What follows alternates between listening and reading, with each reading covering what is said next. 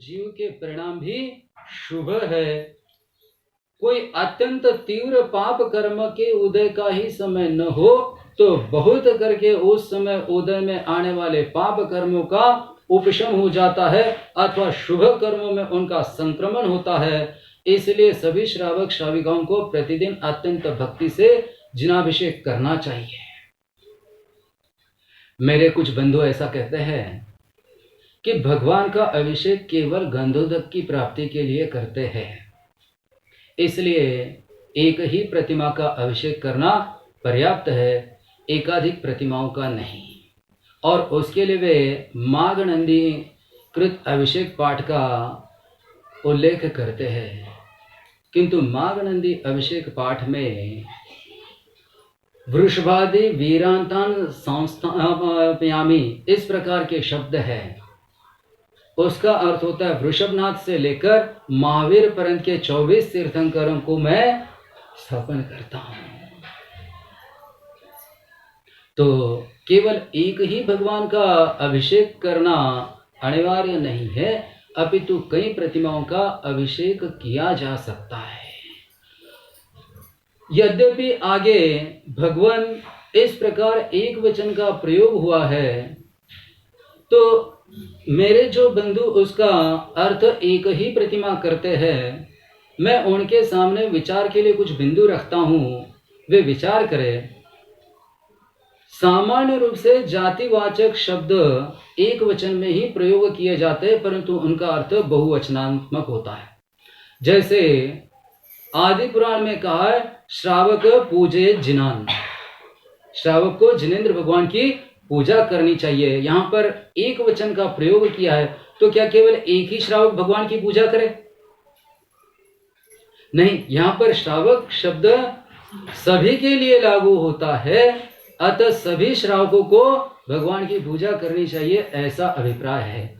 इसी प्रकार प्रतिमा शब्द यहाँ जातिवाचक होने से अनेक प्रतिमाओं की स्थापना आगम के विरुद्ध नहीं है, एक साथ अनेक प्रतिमाओं का अभिषेक किया जा सकता है। और यदि मेरे मित्र अपनी ऐसी ही सुधा बिखेरना चाहते हैं कि एक ही प्रतिमा का अभिषेक करना उचित है, अधिक प्रतिमाओं के अभिषेक का आग्रह नहीं करना चाहिए, तो मैं अपने उन बंधुओं से यह पूछना चाहता हूं कि हे धर्म भ्राताओं, यदि एक ही प्रतिमा स्थापन करनी चाहिए, एक ही प्रतिमा का अभिषेक करना चाहिए, तो एक साथ 3 जगह अभिषेक करने की प्रथा आपने क्यों प्रारंभ की? एक मेरु पर्वत पर एक ही पांडुशिला होती है और एक ही तीर्थंकर का अभिषेक होता है, इसलिए यदि आप यह कहते हैं कि एक ही भगवान का अभिषेक होना चाहिए, तो आप 3 जगह क्यों स्थापना करवाते हैं? यदि कोई यह प्रश्न करे कि एक समय में एक ही तीर्थंकर होते और एक साथ 2 तीर्थंकरों का दर्शन नहीं होता, एक साथ 2 तीर्थंकर एक दूसरे के सम्मुख नहीं आते हैं, भले किसी दूरवर्ती क्षेत्र में अन्य तीर्थंकर हो सकते हैं, पर एक जगह 2 तीर्थंकर नहीं होते हैं, इसलिए एक ही प्रतिमा का अभिषेक करना चाहिए।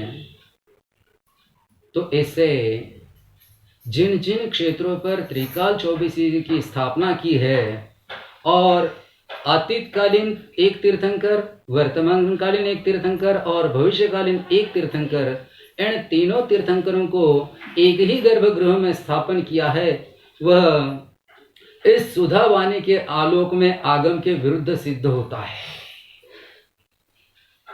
तो उन मंदिरों को बर्खास्त कर देना चाहिए, क्योंकि वह आपकी दृष्टि से आगम के विरुद्ध है।